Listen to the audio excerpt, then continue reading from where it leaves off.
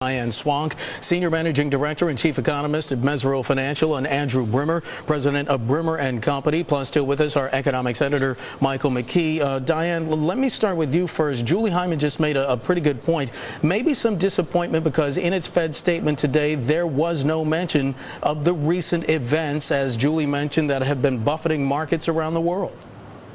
Well, I think that clearly the Fed didn't talk exactly about stock market effects because they don't know how transitory these are either. They did mention and give a nod to commodity prices, particularly crude oil prices, as Mike acknowledged they would. And they really don't want to point out, North Africa, Tunisia, Egypt, Libya, all of those things coming out. You don't want to point out a specific country. And even with Japan, the outcome is yet unknown. They really got to focus on what is the impact right now, where are we at right now. And I think they did do that. I do think Ben maintained control of the FOMC. There was a chance we could have seen a dissent at this meeting. My guess is that the nod to the stronger economy was enough for the hawks, and also some of this uncertainty that they're probably going to get showing up in the minutes, the uncertainty about Japan, uncertainty about wealth effects and how this affects the economy going forward. That will be reflected in the minutes, but it was enough, all the uncertainty out there, to keep the hawks on the sidelines and not get those dissent votes that you very much could have gotten in this particular meeting. Dr. Brimmer, Diane Swonk makes a very good point, because I think a lot of us were at least anticipating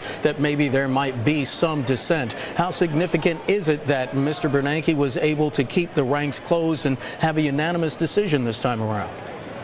No, I never expected there to be a dissent.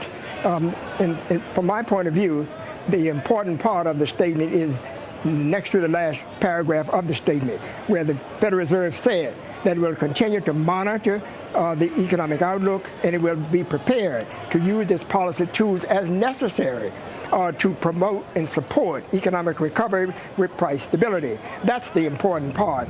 I thought the Federal Reserve would make a reference to the events in Japan, but on second thought, what would they have said if they had made such a reference? No, this is a no-change statement.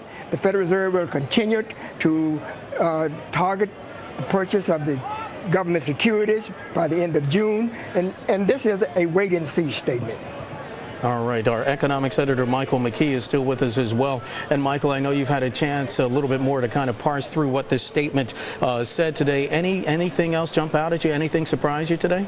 Nothing really surprising at all. It's what you would expect from a Fed that's trying to avoid moving markets right now. But the thing about the commitment to continuing the QE2 program is they've pretty much locked it in place now because of the calendar. Ben Bernanke says they need several months of strong job growth before he would consider ending it early. Well, they're only going to get one more month, the March report at the beginning of April, before they get to their meeting on April 27th. So that's not likely to trigger any major change. After that, they're only a month away from June and the end of the program anyway. So looks like we're going to see QE2 finish up in June. QE3 would be the question mark, but at this point, the Fed statement suggests they wouldn't be thinking about that if the economy is firming. And Diane Swonk, in about 30 seconds, the Fed did acknowledge that unemployment rate remains elevated. Where does the Fed go from there in its dual mandate?